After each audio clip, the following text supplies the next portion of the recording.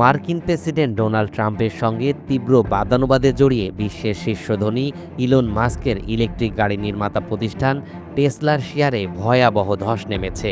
একদিনেই কোম্পানিটির শেয়ার 14% কমে গেছে।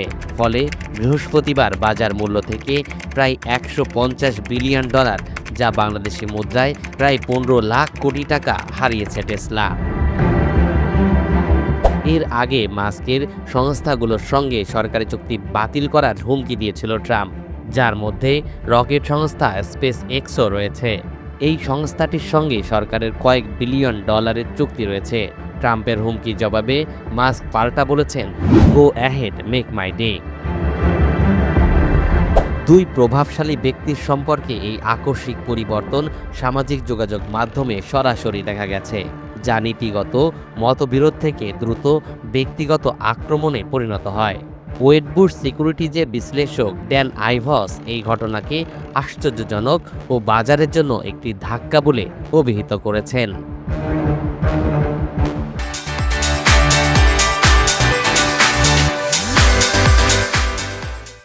স্বচালিত রোবোটিক্স খাত প্রসারিত করতে চাইছে টেসলা। ফলে সংস্থাটি ট্রাম্প প্রশাসনের অধীনে একটি শিথিল নিয়ন্ত্রক পদ্ধতি বা কর সুবিধা আশা করেছিল। 2024 সালের যুক্তরাষ্ট্রের প্রেসিডেন্ট নির্বাচনে ট্রাম্প ও তার দলের অন্যান্য রিপাবলিকানদের জন্য $27 কোটি খরচ করেছিল ইলন মাস্ক। সেই সুবাদে ট্রাম্পের সঙ্গে মাস্কের দারুণ সম্পর্ক তৈরি হয়েছিল। ট্রাম্পও নির্বাচনের জয়ের পর মাস্কের জন্য আলাদা একটি দপ্তর করেছিলেন, যার নাম ছিল ডিপার্টমেন্ট অব গভর্নমেন্ট এফিসিয়েন্সি। এর কাজ ছিল প্রশাসনের অপ্রয়োজনীয় ব্যয় কাটছাঁট করে অর্থনৈতিক সাশ্রয় করা। কিন্তু গত মাসে one big beautiful bill act নামে কর ও ব্যয় সংক্রান্ত একটি বিল অনুমোদন করে ট্রাম্প।